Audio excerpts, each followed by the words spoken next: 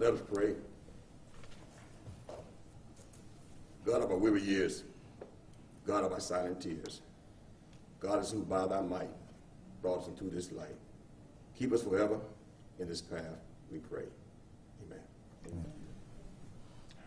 I am Pastor Frederick LaMarr. I'm the president of the Baptist Pastors Conference of Columbus and vicinity. I'm here in support of Attorney Klein. As pastors, we are called to share, serve, and to stand with a message of hope to protect the least, the last, and the lost. We believe that these are trying times where the word of Micah 6:8 is prevalent, what the Lord requires of us to do justice, love mercy, and to walk humbly. We believe principalities and strongholds that people of color have been crying against for years is more clearly seen and heard in its national protest for all people of colors. We are thankful to stand with our city attorney as he seeks to implement these reforms, some of which have already been recommended by the Community Safety Commission and the Matrix Report. In particular, the Citizen Review Board, that I might add, we want subpoena power.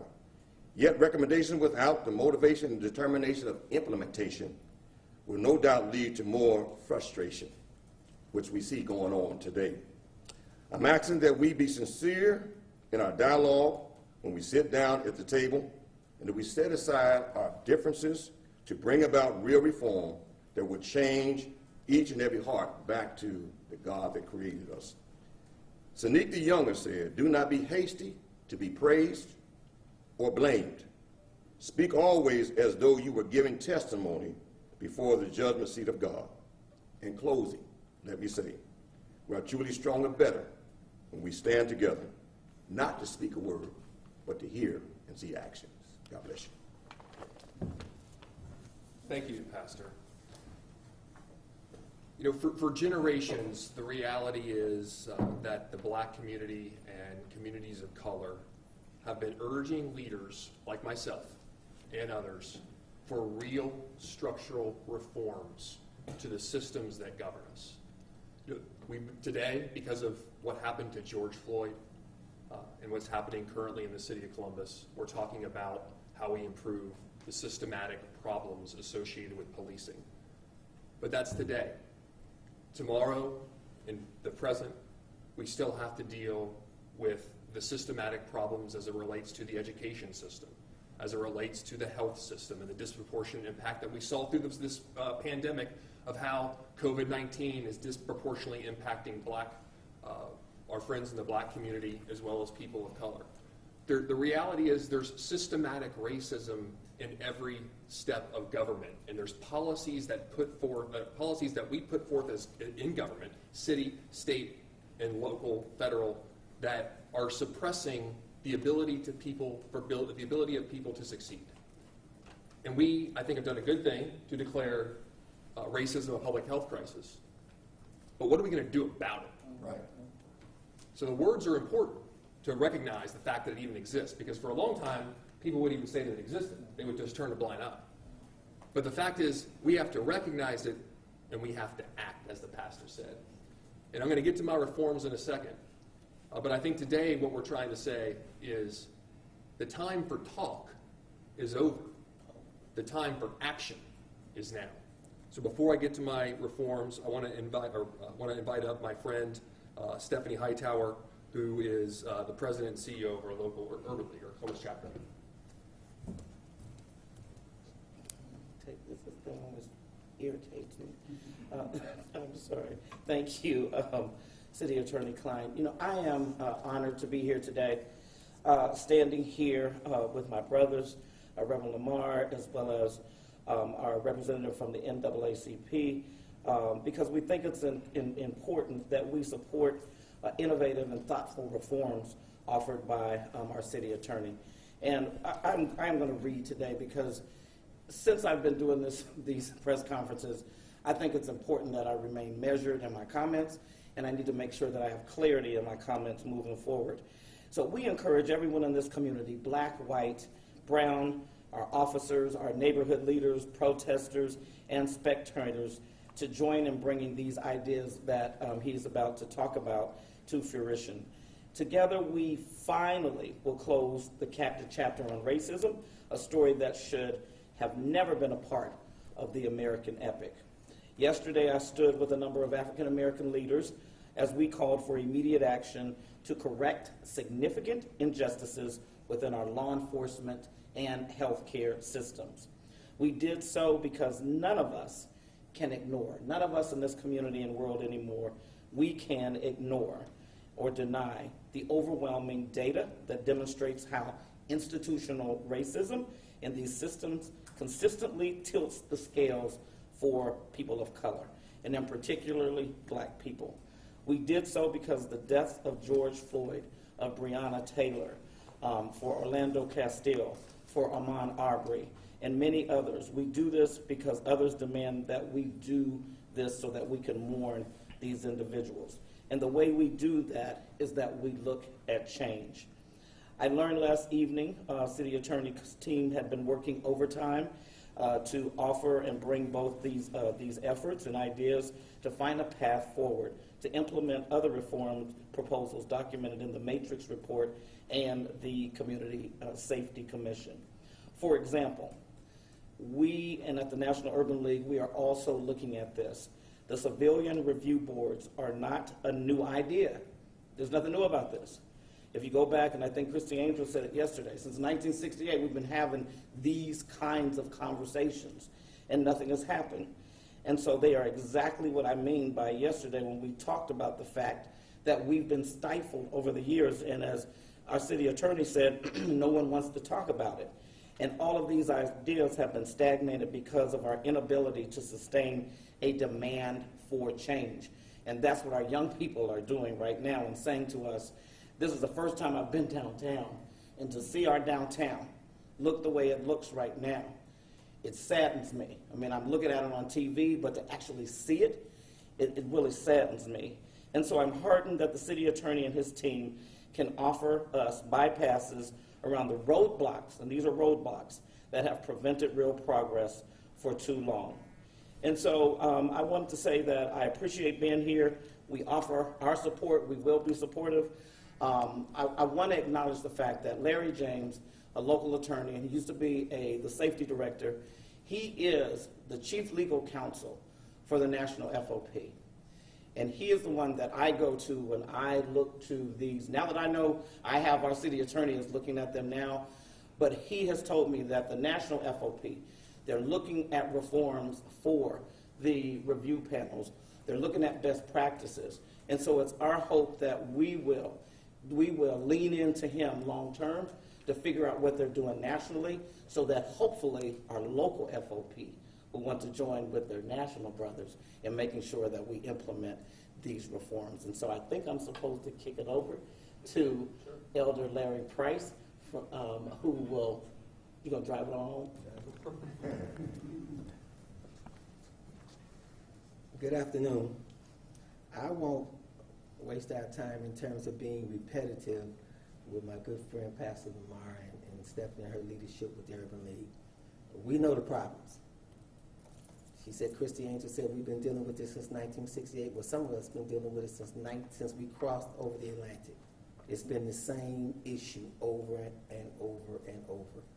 So I am so glad that the city attorney, and we've met with him, we helped make sure that the issues that he wanted to address were the issues that we wanted to address. And when we saw them, we signed off on them. So we stand in solidarity.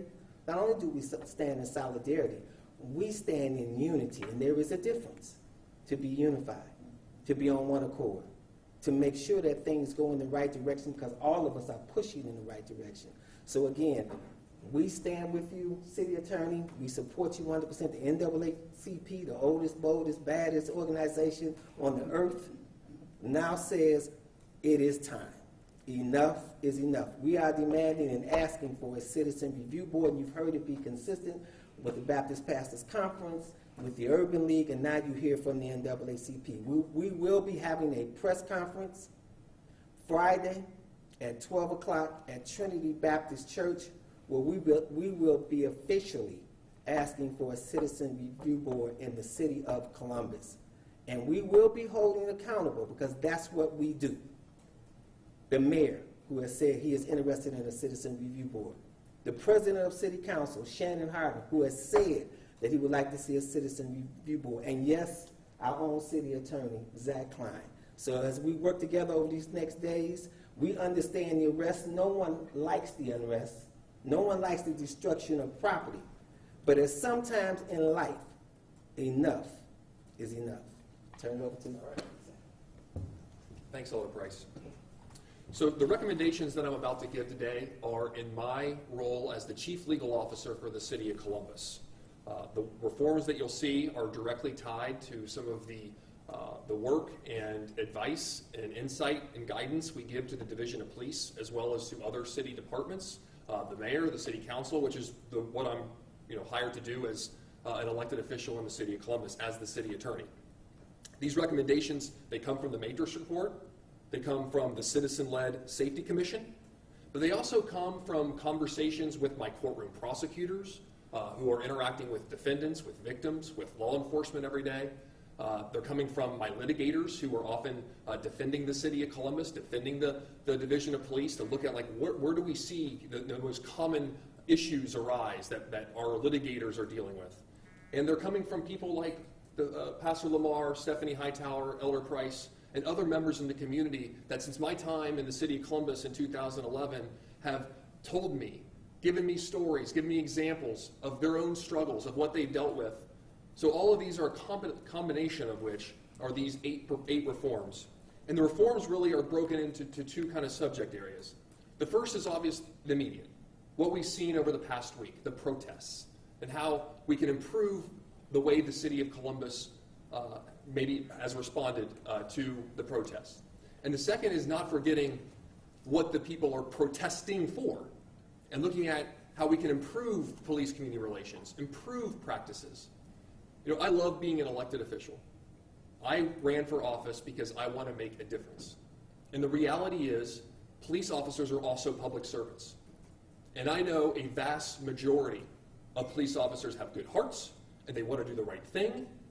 And it's up to us as city leaders in Columbus and other city and county leaders across the country to issue directives and policies and laws so that they can follow them and they can do the right thing and they're empowered to do the right thing. So we can all work together to figure out what that is, and I'm hopeful that these reforms will show that. So the first is appoint special counsel to perform an independent outside investigation and review of the City of Columbus's handling of the protests that transpired over this past week. This is something that I would note that the City of Charlottesville did in response to the clash and the protests between peaceful protesters and white supremacists. This is something that I've seen that report, I've seen the presentation, and was thoroughly impressed. It highlighted all the great things the City of Charlottesville did, and it highlighted the things that the City of Charlottesville fell short of doing, and how they can improve and get better. And that's exactly what I think we should do here in the City of Columbus.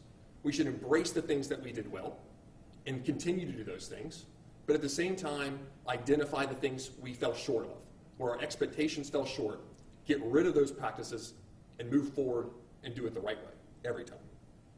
Conduct a review of Columbus Division of Police's policies and procedures regarding the clearing of streets during peaceful demonstrations in order to avoid unnecessary confrontations between law enforcement and those exercising their First Amendment right. Over the last week, I've had a lot of people reach out to me and ask, outside of just being in the street without a permit, what are these people doing wrong? And I think that's a fair question. Obviously, you need a permit.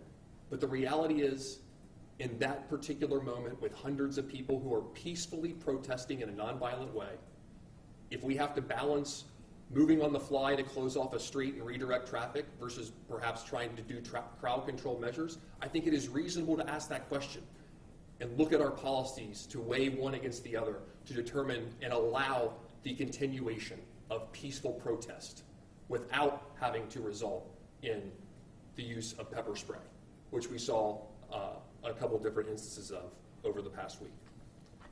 Change The Columbus Division of Police's policy on using chemical agents to comport with best practices as identified by Matrix Consulting, thereby ending broad use of chemical agents against nonviolent protesters and requiring verbal warnings. Clearly, we have seen video evidence, photographs that raise serious concern that need to be addressed and questioned about the use of chemical agents. In a nutshell, CPD current policy allows for use of mace on a nonviolent crowd if they are not complying with lawful commands, for example, not getting out of the street when ordered to do so. It says that mace can be used on a nonviolent crowd in an exigent circumstance, such as when persons are creating a risk to safety or a hazard. Again, the exigent circumstance or hazard could be that they're not getting out of the street. Thus, a nonviolent crowd can be maced simply for not getting out of the street or even blocking a sidewalk if a supervisor orders them to move and decided it was a safety hazard. Obviously, we want to protect safety. We don't want anyone to get run over by a car. The Matrix report thought this standard was too low and the aggressive acts by the crowd was not a prerequisite for making, and they thought that it would be a best practice to move the City of Columbus in line with other large police departments. So it's moving the Columbus City Division Police's department practice in line with other major departments. Number 4, the Columbus City Attorney's Office has submitted evidence to the Internal Affairs Bureau and will continue to do so as gathered. To date, we have submitted photos and videos of uses of chemical agents being used on protesters. For example, the widely seen image of a man standing passively with his hands out extended as if he was being maced, and we've also sent more. We encourage members of the public to do the same. We're also requesting that members of the public submit to police any evidence that they could potentially identify individuals or groups who are inciting violence and destructing our city so that they can be held accountable as well. Number 5, create a citizen review board as recommended by the Community Safety Commission. The current FOP contract places limitations on how this can be fully implemented in the short term, as we've heard from others. Accordingly, what I've asked my labor relations team in office to do is look at the current contract and see what opportunities currently exist.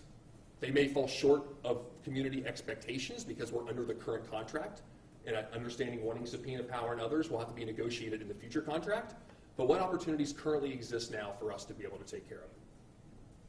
Number 6, move charging decisions for alleged misdemeanor criminal offenses to inside the Columbus City Attorney's Office for review before they are filed, similar to the way that the Franklin County Prosecutor's Office does for felony offenses. Officers will still have the immediate ability to arrest in violent situations, but then the City Attorney's Office, through its charging process that we'll create, will assure only appropriate charges are then filed. Citizens being charged for most nonviolent offenses should be receiving a summons instead of arrested and going to jail. Conduct a review of the Columbus City Code relating to traffic and pedestrian offenses and examine how enforcement of those traffic and pedestrian offenses adversely impact the Black community. In my time since joining Columbus City Council in 2011, becoming president, now the city attorney, I've been in Pastor LaMarr's church, I've been in Tridestone with Elder Price, I've been in the community, barbershops, small businesses, and you hear time and time again, particularly from African American men, of the perception of them being pulled over needlessly and negative interaction with law enforcement because of our traffic and pedestrian code. I think we should review the code and figure out if we can improve the code based on those real perceptions and the reality of those engagements. Because that is what harbors and builds ill will in the community. So if we want to strengthen police-community relations and we want to strengthen trust in the community, we have to have a positive interaction every single time. Number 8, dedicate additional hours to the Columbus Division of Police's training program, separate from the current curriculum, for an immersion experience that helps build a relationship between the officers and the communities they serve prior to graduation. The purpose of these hours is for recruits to spend time building relationships and developing a commitment to the communities that they're ultimately going to be police officers in. Getting to know the community leaders, getting to know the neighborhood, getting to know the issues that are facing every unique neighborhood in the city of Columbus. The Columbus City Attorney's Office has a team that is immersed in the neighborhoods. It's called the Zone Team, and we're going to use our office as a liaison to identify and introduce those new recruits prior to graduation to community leaders. I mean, the reality is I grew up in southeastern Ohio in a little town called Belpre. It's about 5,000 people. We were not a very diverse town. And so my first interaction, even me speaking with communities of color, like in the city of Columbus, was when I went to Ohio State. And you get in the community, you get involved. And that is the case for many of our police recruits.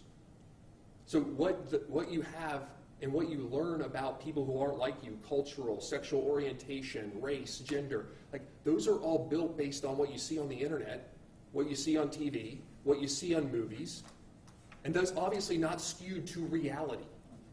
So allowing some of the recruits, in the same way that I had exposure coming from Belpre, allowing some of the recruits to get into the community and understand the human side of policing, the human side of community interaction, can be critically important to build those strong relationships that are so necessary so that we don't end up to where we are today, so that we can improve and get better.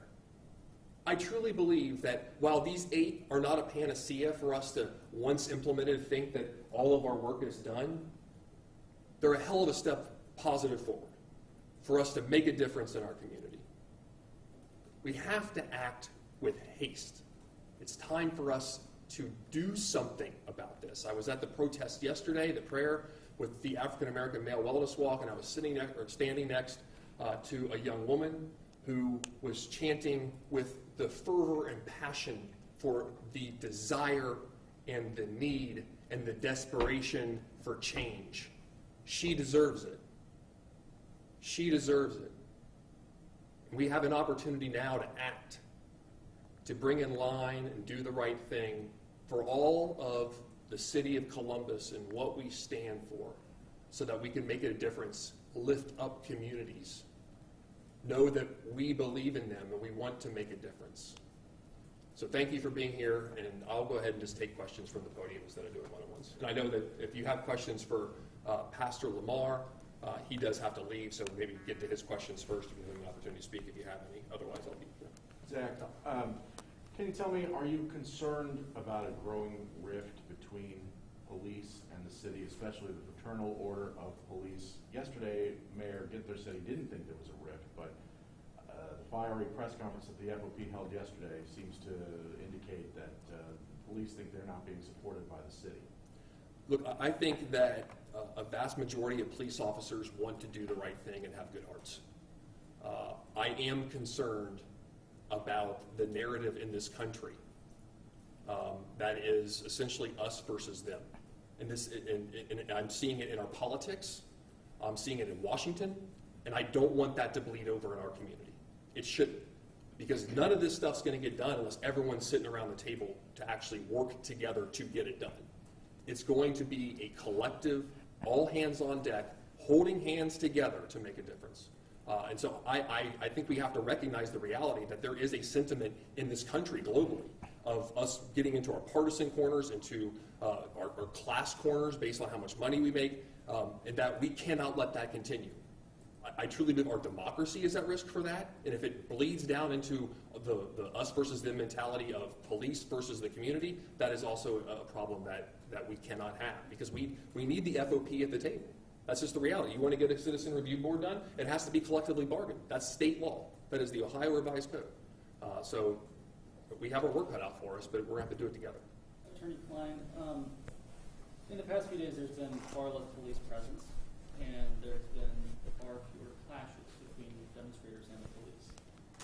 I know you can't parcel out blame at this point, but what do you say to those who say that shows that the police were catalyzing clashes between the two groups? I would say that I think is exactly why I'm asking for the independent review of the way the city of Columbus did things right and did things wrong. I mean, if we have an independent group come in, I'll say in Charlottesville, for example, it was a former United States attorney for, I believe, the Eastern District of Virginia. He came in, he looked at literally thousands and thousands of photographs and video, interviewed protesters, interviewed police officers, interviewed elected officials, and he put together a very comprehensive report.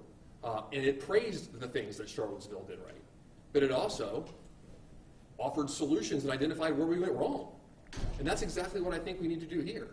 So I'm not going to, I think in this instance, to answer your question, that an independent review of the way the city, the way that my office, the way the division of police, the way the mayor's office, any department that has been involved in the city of Columbus for the past 6 days should be evaluated. And we should be praised for what we've done right, and we should learn from what we've done wrong and change those things immediately to move forward.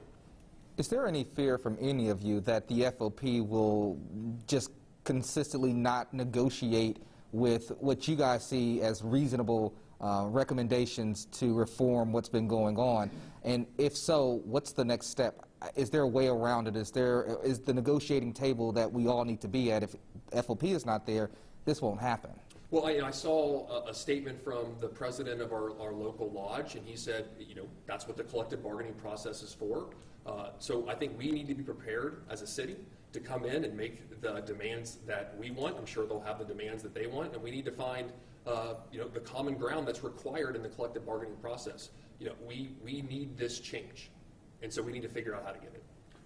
Is there a timeline as you were coming up with the recommendations as to, okay, here's the recommendations, but here's the timeline as to when we'd like to see these implemented and when we'd like to see some sort of progress? I know that you cannot say, okay, exactly next January, this is, but I think for the people that are out there, especially young adults who say the same thing that you all have said today, we're tired of hearing talk, but we want to see some action.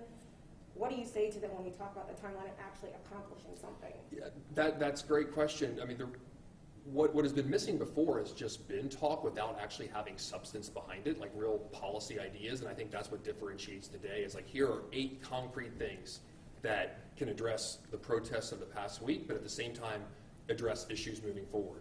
For example, on the Citizen Review Board, my office, as we speak, is going through the FOP contract to see what opportunities there currently are under the current contract to be able to address the implementation of a Citizen Review Board.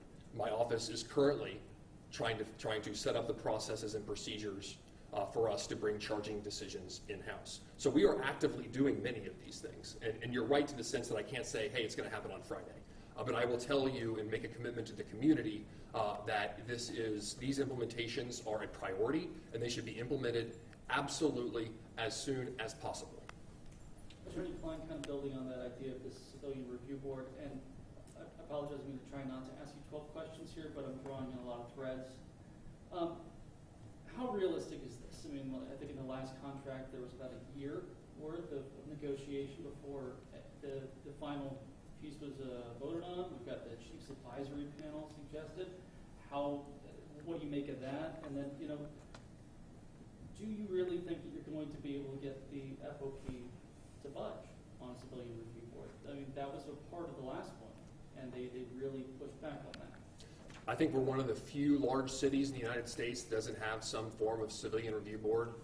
I don't like being in the minority city on issues like this. We need to join the majority of best practices. The citizen, to kind of tick down your questions, the Chiefs Advisory, I think the more public input, the better. I applaud him for doing that. And what was sorry? The last time that we had a negotiation, it went for a year. I mean, talk to me about sort of like how difficult this negotiation is going to be. I know that the current contract doesn't expire until, I believe it's December, and it could be another year after that, based on prior situations. So, how can you provide something quickly for people? Well, I think there's several of these ideas can be put into place quicker than what is going to be the contract negotiation period. That's what the structure we work under because of the Ohio Revised Code, right?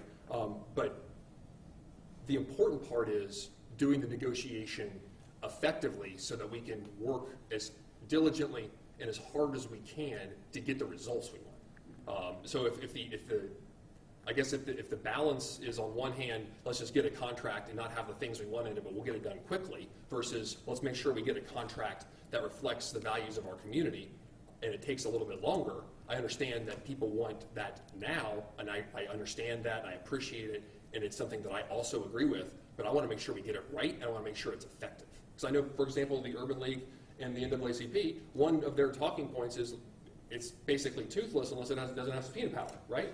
So like, let's make sure we get it right versus being rushed and getting it wrong. Do you want to add? Go ahead, Stephen. But if I could say, I think it's a sure. What I will say is one of the reasons why we are here is because as a community, and especially the black community, we can't expect for the city attorney, for the mayor, for city council to do it alone. And so they need to know that the community has their back, all right, and that we support what they are doing. And so I understand contractual agreements. As a school board president, I know that when you have years and years and years of contractual arrangements that have been in place, yes, it is going to be hard.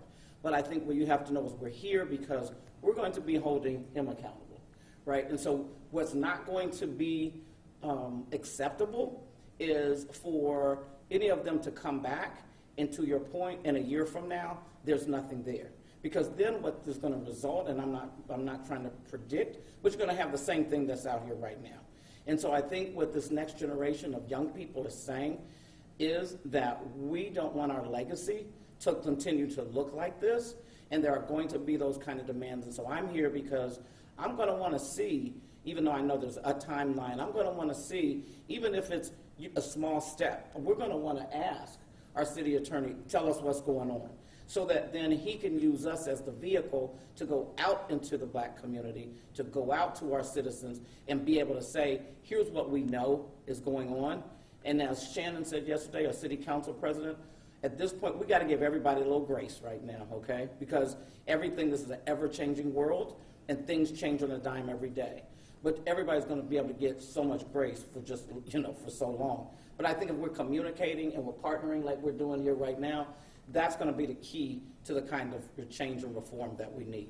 Zach, if I may, because it amazes me, especially from the NAACP perspective. I know you wanted us to respond a little bit because I watched you. But what I don't understand is this. You asked a question about whether or not FOP would sit down at a table and negotiate this in good faith based on history. And then, so why do you then ask the question of why the streets are filled? Why do you ask the question why folk are rioting, and I'm not condoning it, protesting because hopelessness? They have the same attitude you have. If you don't believe that the FOP will negotiate in good faith, then why should they? And they're the people that are affected by police brutality on a daily basis. So it kind of, excuse my emotion, but I don't get it.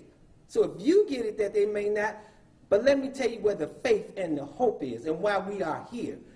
I'm Elder Larry Price. I'm chair of the Criminal Justice Committee for the NAACP, but I'm a former state representative. I helped negotiate $1.9 billion in cuts with Republicans when I was a state representative. They said it couldn't be done, but it was done.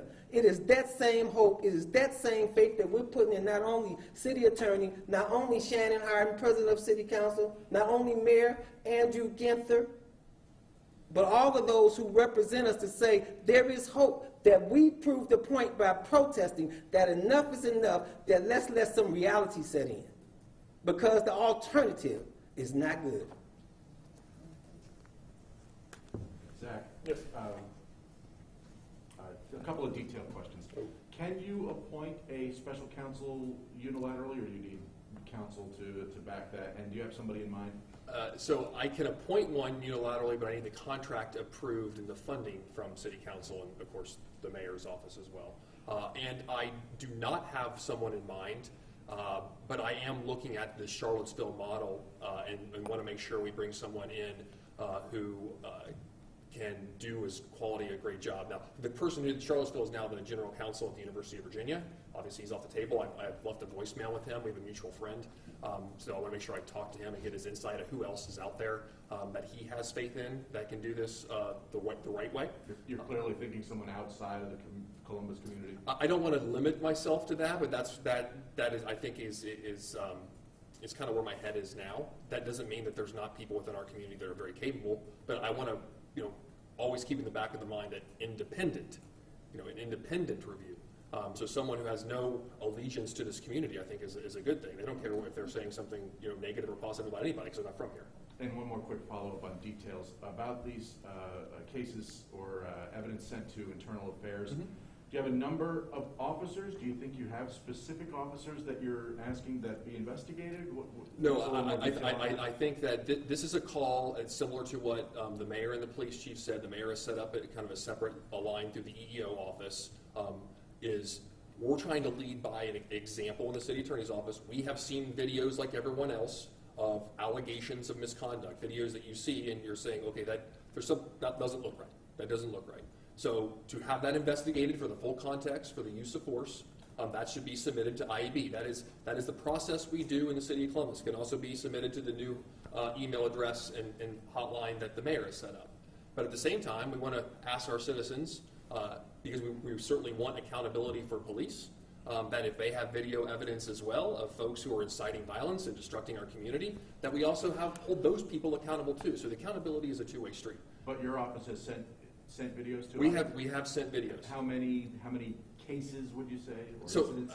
I'll have to give you the exact number. I will say, like for example, there's a photo circulating the internet. It's one that I mentioned. It's an African American male with his hands out, an officer pepper spraying him or macing him in the face. Really concerned, and I've said so as much on my social media about the First Amendment violation, potential violations of the journalists at the Lantern.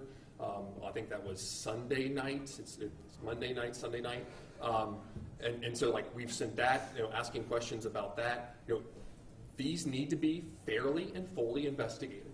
And on the flip side, again, if the community has evidence of people that were inciting violence or destructing our community, we want that too. Because it's a two-way street. We need to have accountability on both sides.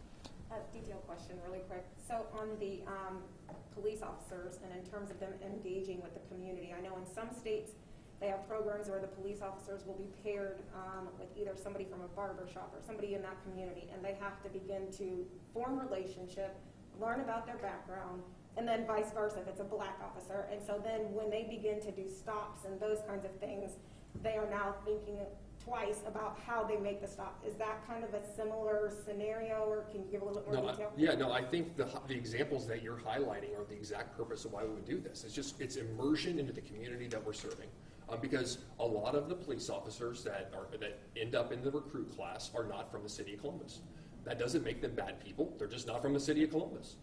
And so we want to take this opportunity to be able to teach them about the city of Columbus, not just the city structure of the city council, but like the neighborhoods, the people, the barbershops, giving them the opportunity to be immersed truly with the community, and that they're ultimately going to end up policing upon graduation. Is there ever a step that you can look at with your office to, and maybe this is more for the mayor, I'm not sure, to vet the recruits and the officers a little bit better, to look at a little bit of their background? And I know a lot of talk has been around mental health and things of that nature. Is that something that is another immediate action that the city can do? I think that's something that we should always be considering. I know the Matrix report and or the Safety Commission, the Citizen-Led Safety Commission, spent a lot of time talking about the type of recruitment, the type of officers, the type of psychological training.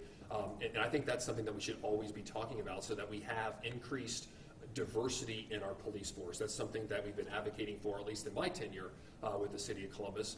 We have made some progress, but not clearly enough progress on making sure that the office and the Division of Police reflects our community. It's something that I take seriously in my own staffing as a city attorney. So not just in like the photograph of the city attorney's office, but also background, sexual orientation, class. Like we want different perspectives from all walks of life. Because especially, for example, down in prosecution and the efforts that we're doing on criminal justice reform, we have to understand and meet people where they are, not just the defendants, but their families and their victims. And that's the same perspective I think we need reflective in the Division of Police.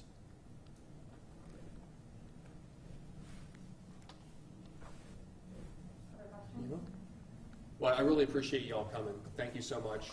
We'll be happy to do any follow-up questions that you may have with Meredith or Faith to get you any other details that you need. But we really do appreciate it. Thank you.